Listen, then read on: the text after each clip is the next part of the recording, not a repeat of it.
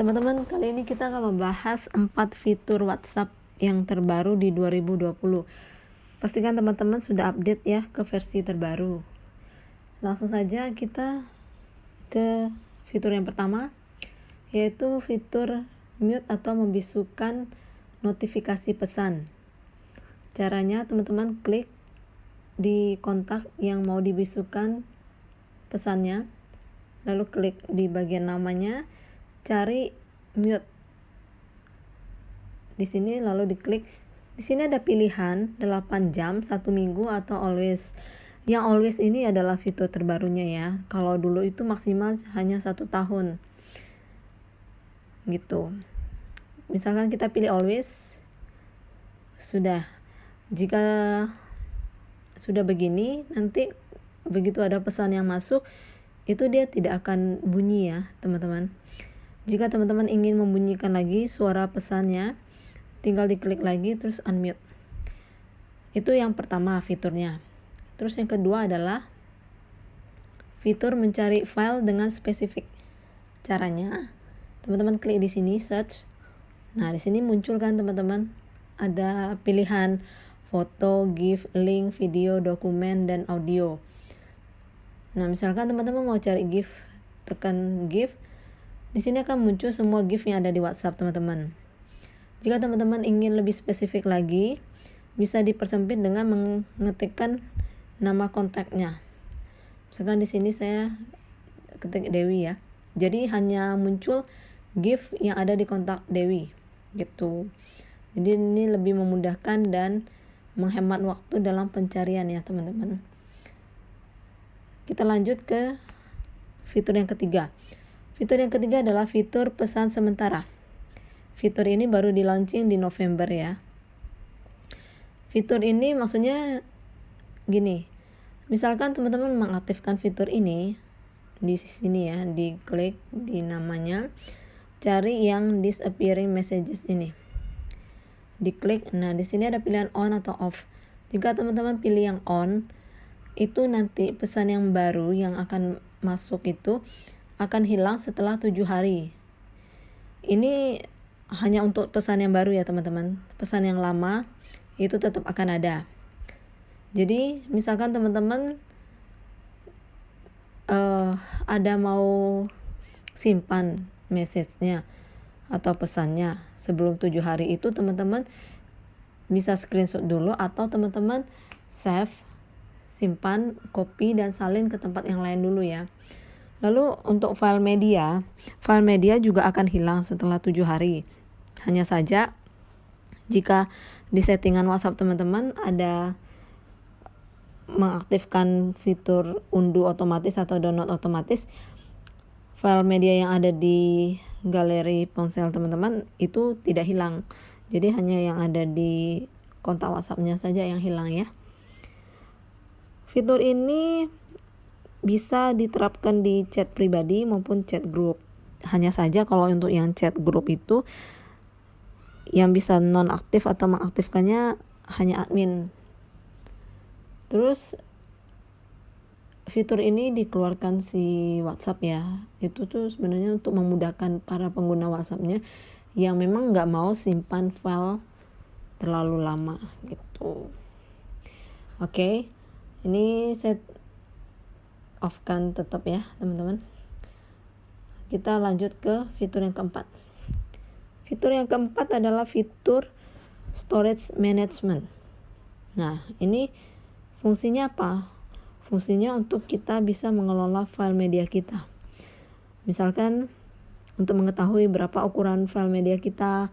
Terus jika teman-teman sudah tidak memerlukannya lagi, teman-teman bisa hapus gitu.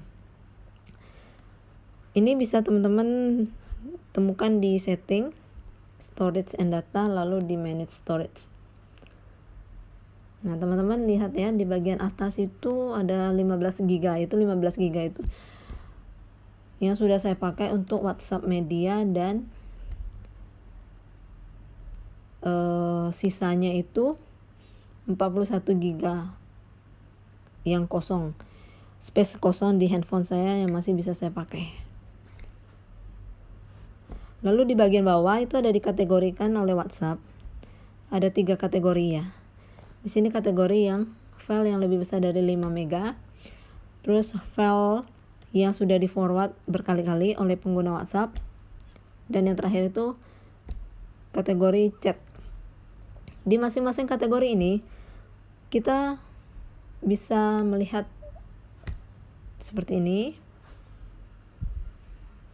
Contohnya, nah ini bisa diurutkan ya teman-teman. Ini kan sekarang posisinya ukuran dari yang ukuran terbesar ke ukuran terkecil untuk size filenya. Teman-teman bisa ganti, misalnya di sini ada pilihan tuh mau diurutkan berdasarkan yang file terbaru atau terlama atau yang terbesar. Kalau sekarang kan yang diurutkan berdasarkan yang terbesar ya, yang largest gitu. Nah, teman-teman bisa pilih yang misalnya mau yang terbaru. Teman-teman klik yang atas ini. Nah, di sini dia akan ubah semua file yang terbaru sampai yang terlama. Demikian sebaliknya kalau teman-teman pilih yang kedua, itu akan diurutkan dari yang terlama sampai yang terbaru gitu. Lalu misalkan teman-teman di sini lagi mau delete file supaya memori teman-teman lebih besar lah ya. Nah, teman-teman bisa preview dulu videonya. Misalkan video mana yang mau kita preview. Misalkan video ini. Nah, teman-teman udah preview. Terus menurut teman-teman ini sudah tidak dibutuhkan lagi. Misalkan ya. Teman-teman bisa langsung klik delete di sini. Atau teman-teman keluar dulu, lalu pilih di kanan atas ini, baru klik lagi bagian yang ini, baru pencet delete gitu. Ini kalau satu-satu. Kalau teman-teman mau hapus semuanya, misalkan ya, tinggal select all. Nah, nanti dia kecentang semua, tinggal teman-teman pilih yang tanda tong sampah itu. Kita cancel ya. Nah, teman-teman bagaimana jika file yang kita punya itu double? Contohnya ini dan ini. Ini filenya double ya. Jadi ketika teman-teman pilih select terus klik yang filenya, pas teman-teman mau delete, dia ada dua pilihan. Mau delete item atau delete item dan kopinya. Kalau teman-teman pilih yang delete item yang atas, itu dia hanya satu saja yang dia delete. Tapi kalau teman-teman pilih yang kedua, yang bawah, itu yang ini sebelahnya, yang ini juga, itu akan dia hapus gitu. Jadi di sini kita hapus satu saja ya, yang atas. Berarti hilang satu. Berarti 9 mega file yang tadi sudah kebuang. Berarti itu nambah memori kita ya. Oke. Lalu kita bisa back.